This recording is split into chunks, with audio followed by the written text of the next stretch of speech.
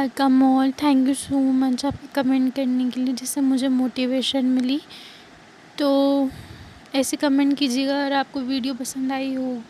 तो चलिए स्टार्ट करते हैं। पिछले एपिसोड में हमने देखा था कि ड्यूक हमारी एम्ब्यूज़ के ब्रोच लगाता है। फिर इसके बाद का सीन दिखाया जाता है कि हमारी एम्ब्यूज़ कह रही होती कि क्या हो रहा है, और फिर वो कहती है कि उसको देखते हुए क्यों वह मेरे साथ अच्छा व्यवहार कर रहा है, और जिसको हमारा ड्यूक भी देख रहा होता है। और फिर वो घबराते हुए कहती है, हाफते हुए, कि आपका बहुत बहुत धन्यवाद सर।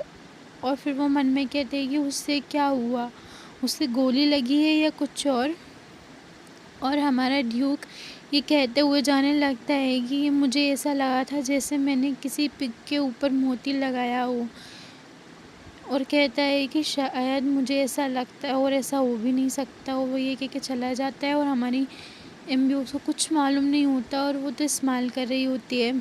और फिर वो जाते हुए कहता है कि चलो देर हो रही है, जिस पे हमारी एम्ब्यूज़ कहती है कि जी यस सर। फिर हमें एक कैसल का सीन दिखाया जाता है कि जो कि बहुत ब्यूटीफुल लग रहा होता है। फिर हमें उसके अंदर का सीन दिखाया जाता है कि बहुत प्यारी डेकोरेशन होती है, और जहाँ पर काफ़ी लोग भी आए हुए होते हैं, और जिसको देख के हमारी एम्ब्यूज़ कहती है कि वाओ।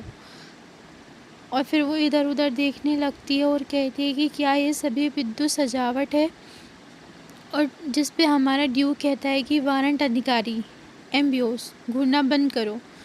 और जिस पे वो एकदम से सतर्क हो जाती है और कहती है कि क्षमा करें महोदय, मैं और अधिक सावधान रहूँगी। और अंदर ही अंदर वो तो उसको अपनी तलवार से मार रही होती है।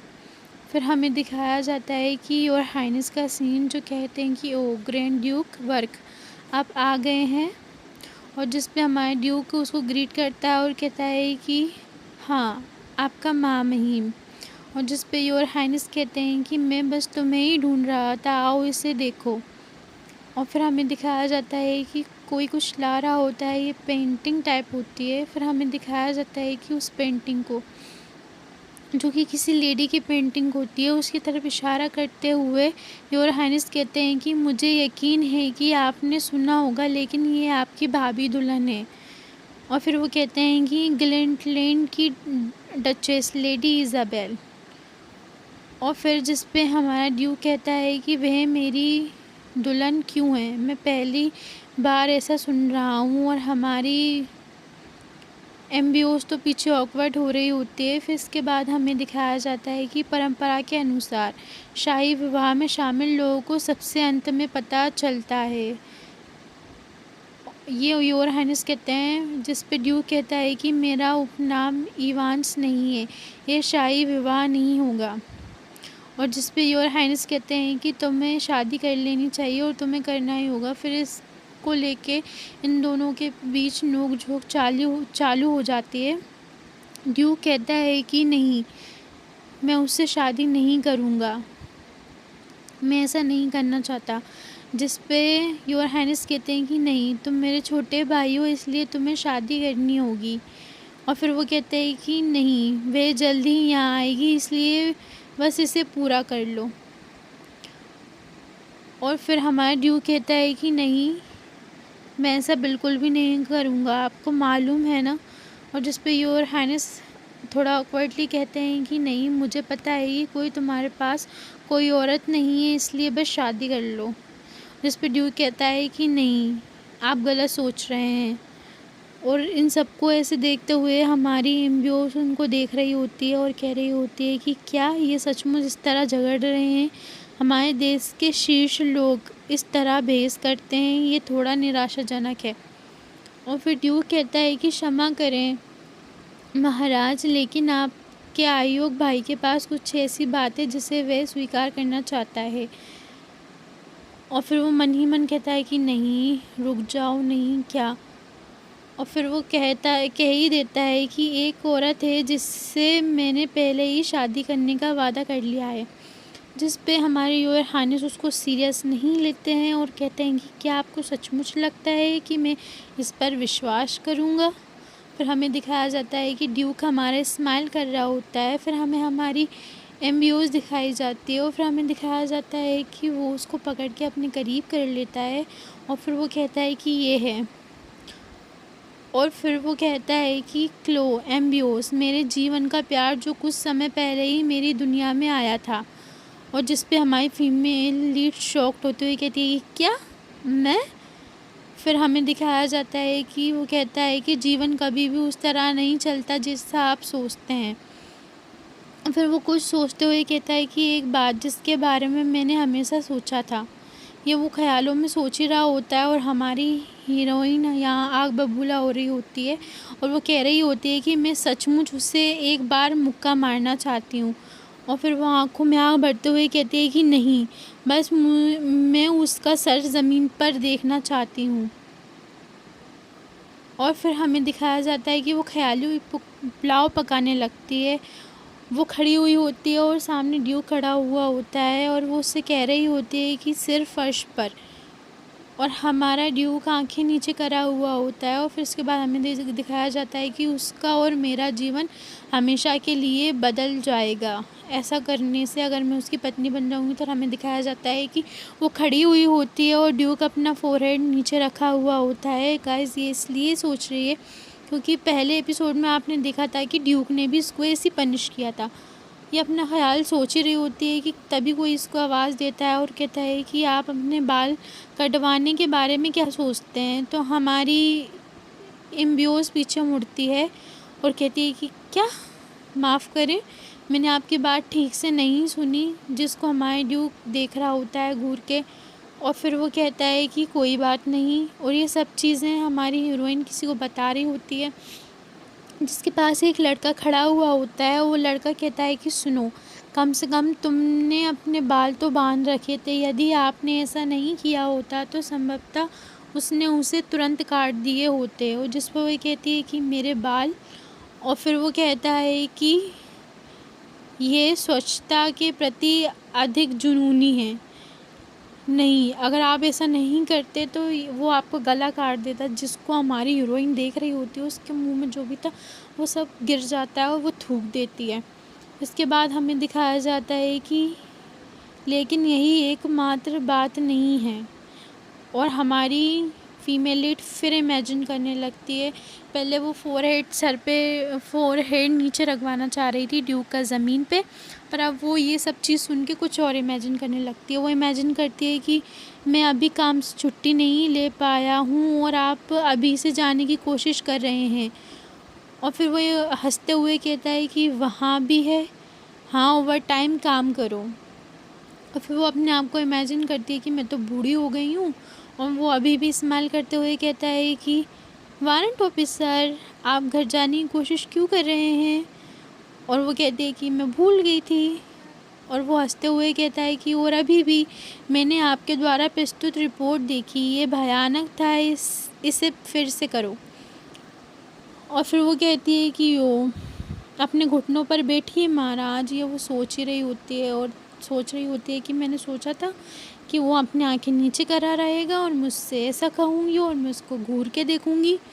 पर ठीक है, ऐसा कुछ भी नहीं हुआ। उस रोमांटिक घोषणा के बाद सब कुछ बदल चुका है, मैं ऐसा नहीं कर सकती। फिर हमें दिखाया जाता है कि वो अपने ख़्यालों से बाहर निकलती है और हमारा ड्यूक कह रहा होता है कि वही दोबारा, क्लू एम्बियोस, मेरे जीवन का प्यार जो कुछ समय पहले ही मेरी दुनिया में आया था।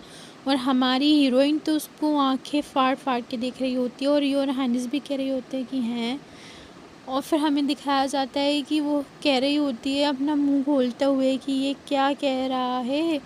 और फिर हमें दिखाया जाता है कि वो तो मस्त मौला इस्तेमाल करते हुए कहता है कि उसका वह मूर्खतापूर्ण जो वो मूर्खता करती है मुझे वो भी बहुत आकर्षक लगता है। और हमारी हीरोइन तो पीछे आग बबूला होते हुए कह रही होती है कि आपने अभी अभी क्या कहा। और फिर वो कहता है कि मुझे तो तभी पता चल गया था जब उसने मुझे अचानक इस पार्टी में बुलाया, ये क्या बकवास है। ये हमारा ड्यूक मन में सोच रहा होता है और हमारी हीरोइन सोच रही होती है कि यदि उन्होंने जल्द ही चीज़ें ठीक नहीं की तो ये एक आपदा होगी। और फिर हमारी हीरोइन अपना कदम बढ़ाते हुए कह रही होती है कि महाराज ये है। इतने में हमें दिखाया जाता है कि कोई और चलता है और उसको हमारी एम्बियोस देख रही होती है। और फिर हमें दिखाया जाता है कि ये ड्यूक है जो कि आगे बढ़ रहा होता है। ड्यूक ऊपर से तो दिखा रहा होता है कि वो बहुत अच्छा है, पर अंदर से उसकी आत्मा बिल्कुल काँप रही होती है। फिर हमें दिखाया जाता है कि काँपते हुए उसकी आत्मा नाच रही होती है अंदर से, पर वो ऊपर से बिल्कुल शांत लग रहा होता है और उसकी आत्मा अंदर से काँपते हुए कह रही होती है कि मैं बाद में सब कुछ समझा दूँगा। और फिर वो बाहर से कह रहा होता है कि मैंने जिसे चुना है अपनी पत्नी के रूप में, मुझे उसके लिए कुछ ना कुछ करना होगा, उसके लिए बोलना होगा।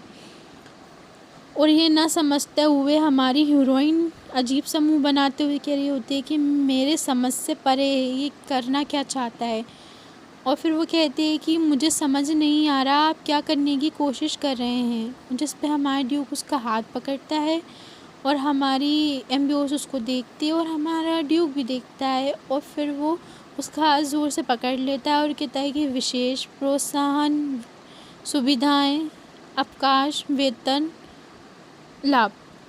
गाइस ये क्या था आई डोंट नो, बट यही लिखा हुआ है और लंबा चौड़ा है, तो मैं एक्सप्लेन नहीं करना चाहती।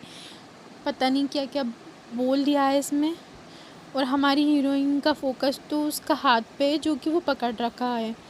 और फिर हमें दिखाया जाता है कि जैसे हमारी हीरोइन को पल्ले नहीं पड़ा, यूराइनस को भी नहीं पल्ले पड़ा। उन्हें ये सब इग्नोर मारते हुए कहा कि तुम क्या कर रहे हो, अचानक उसका हाथ इतनी ज़ोर से क्यों पकड़ रहे हो।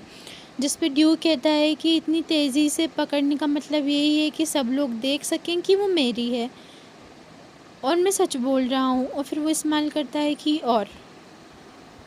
और मुझे कुछ भी नहीं चाहिए। और हमारी हीरोइन तो बस उसको देख रही होती है और उसको इमेजिन करने लगती है अजीब सा। गाइस आप देख सकते हैं वो कैसे इमेजिन कर रही है। और वो कहती है कि इस बिंदु पर कुछ लोगों को गलत विचार आ सकते हैं। वह मुझसे शादी क्यों करना चाहता है, क्या वह सचमुच मुझसे प्यार करता है। और फिर वो कहती है कि नहीं, कोई मौका नहीं है, ऐसा हो ही नहीं सकता। और फिर वो बताती है कि एक प्रणाली है जिसे कहते हैं मोर्गनेटिक विवाह इवांस राज्य में। सरल शब्दों में कहें तो यदि ग्रैंड ड्यूक किसी आम आदमी से शादी करते हैं तो वे भी आम आदमी बन जाते हैं और सिंहासन पर अपना अधिकार खो देंगे। इससे बचने के लिए उसे समान स्थिति वाली किसी लड़की से विवाह करना होगा, लेकिन वर्तमान में ऐसा कोई नहीं है जिसे ग्रैंड ड्यूक पसंद करते हों। यदि वे ग्लेटलैंड की डचेस से विवाह कर लें तो इससे दोनों देशों के बीच संबंध मजबूत होंगे, और ये ऐसी बात है जिसका राजा खुले दिल से स्वागत करता है। मतलब राजा यही चाहता है और हमारा ड्यूक ये नहीं चाहता, क्योंकि वो गद्दी पर नहीं बैठना चाहता। भले ही ड्यूक को शादी से बचने के लिए किसी को ढूंढना पड़े, ऐसा उपकार करने के लिए तैयार एकमात्र आम लोग होंगे। अगर वो किसी को ढूंढता भी है तो वो नहीं चाहता, हमारा ड्यूक सिंहासन नहीं चाहता, तो उससे कोई नोबल वुमन तो शादी नहीं करेंगी, क्योंकि वो ड्यूक के पद नहीं लेना चाहता, सिंहासन पर नहीं बैठना चाहता। तो इसका उपयुक्त यही है कि उससे सिर्फ आम लड़कियां ही शादी करेंगी। और फिर वो बताते हुए कहते हैं कि किसी विदेशी धरती पर शादी कर लो या किसी आम स्त्री से विवाह करने पर सिंहासन खोना ही पड़ेगा। ये दो असंभव विकल्प के बीच फंस गया है और यहीं पर मैं एक परिवर्तनशील वस्तु के रूप में उभर कर सामने आती हूँ। उसका कहने का मतलब है कि ये इन सब चीज़ों में फंस गया है, इसलिए मैं एक वस्तु के रूप में इसके सामने आई हूँ जो कि इसकी मदद कर रही हूँ। यद्यपि मेरा परिवार काफ़ी गरीब है, फिर भी हमें आश्चर्यजनक रूप से निम्न कुलीन माना जाता है। मतलब ये पूरी तरह से कुलीन वर्ग में नहीं आती है, निम्न कुलीन है, मध्यमी। तो अगर वह मुझसे शादी कर ले, वह अपनी स्थिति बनाए रखने में सक्षम होगा और उसे डचेस से शादी करने की आवश्यकता नहीं होगी। अगर हमारा ड्यूक उससे शादी कर लेता है तो फिर उसको डचेस से शादी करने की आवश्यकता नहीं होगी, क्योंकि वो मध्यम कुलीन है और हमारी ड्यूक की मर्ज़ी है। मैं ग्रैंड ड्यूक के अनुरोध को आसानी से अस्वीकार नहीं कर सकती, और अगर हम शादी भी कर लें तो वह मुझे आसानी से तलाक दे सकता है। और फिर वो कहती है कि एक ऐसा व्यक्ति जिसे वह कभी प्यार नहीं करेगा, वह मैं हूँ, एम्बियोस। और फिर हमें दिखाया जाता है कि क्या ये केवल उसके लिए ही कुछ ज़्यादा ही सही नहीं है, और वो ये सोच रही होती है। और फिर ड्यूक कहता है कि प्रोत्साहन विशेष रूप से नियुक्त है, और फिर वो फुसफुसाते हुए हमारी हीरोइन को देखता है अपनी आँखों से और कहता है कि आप हमेशा से पैसों के लिए पीछे पड़े रहते हैं, है ना? और जिसको सुन के तो हमारी एम्बियोस उसको देखने लगती है और फिर वो याद करती है कि वो पैसों के पीछे क्यों पड़ी रहती है। उसके भाई बहन को दिखाया जाता है, उसकी बहन कह रही होती है कि सिस्टर, क्या तुम्हें पता है अगर तुम रोटी पर पानी डालो तो पेट और भी ज़्यादा भर जाता है। उसका भाई कहता है कि यदि आप ना होते तो आज हमें फिर से भूखा रहना पड़ता। और जिसके बाद वो कुछ भी नहीं कहती है ड्यूक से और अपनी मुट्ठी कस लेती है और कहती है कि हाँ ये सच है। और ये सब तमाशा लोग बाग देख रहे होते हैं। और फिर वो कहती है कि उसकी महानता, उसने पहले ही मुझे प्रस्ताव दे दिया है। और वो कहती है कि आपकी महानता है ये कि मैं ये चाहती थी और आपने मुझे पहले ही प्रस्ताव दे दिया। ऐसे किसी भी बात से पहले बातचीत होनी चाहिए थी। वो ये सोच रही होती है, फिर दोनों के बीच साइलेंस हो जाता है। और फिर वो कहती है कि लेकिन अभी भी। और फिर वो अपनी एक्टिंग जारी करते हुए कहती है कि ओ मेरे प्रिय, तुम माँ महीन के सामने ऐसे कैसे कर सकते हो। जिसको हमारा ड्यूक देखता है और कहता है कि मुझे घुटन हो रही है। और वो अपनी एक्टिंग जारी करते हुए कहती है कि मैं इतना भावुक कभी नहीं हुई। और फिर वो उसके करीब आते हुए कहती है कि हाँ ठीक है, शादी कर लेते हैं।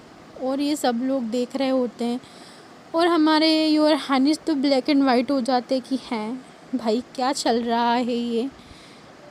और ऐसी लोग बाग कुछ समझ तो नहीं पा रहे होते हैं, बस फॉर्मेलिटी के लिए कह रहते हैं कि वाह वाह वाह। और ये दोनों तो लवी डबी हो रहे होते हैं। फिर हमें दिखाया जाता है कि ड्यूक कहता है कि चलो बाद में अकेले में बात करते हैं। हमारी एम्बियोस कहती है कि हाँ यही तो मैं आशा कर रही थी। और फिर हमें दिखाया जाता है कि और वो कहती है कि सबके बदले में मैं इससे 30 मिनट के लिए कहूँगी कि सर को झुका के रखे अपना। फिर हमें दिखाया जाता है कि 15 दिन पहले क्या हुआ था, ड्यूक ये क्यों सोच रहा था। और फिर वो उसके सामने एक व्यक्ति बैठा हुआ होता है और वो कह रहा होता है कि 15 दिन का समय है और कोई समय नहीं बचा है। जिस पे ड्यूक कहता है कि हाँ। और फिर वो कहता है कि कार्टिस का जन्म इवांस के राजा और ग्लेंटलैंड की राजकुमारी के घर हुआ था। तब डेस्टोरी कालीन, नाम बहुत अजीब है। कार्टिस की माँ अंततः बुद्धिमान थी।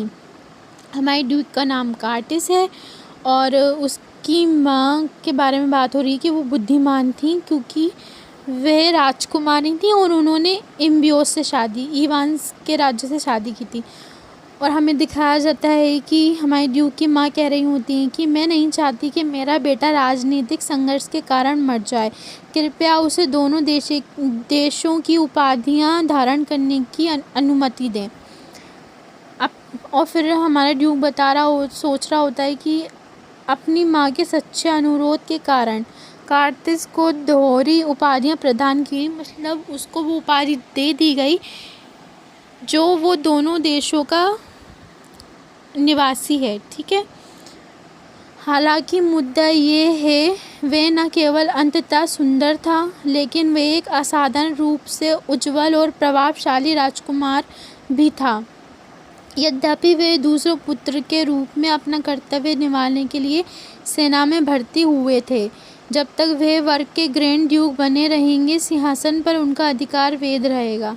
इससे राजा बहुत बेचैन हो गया।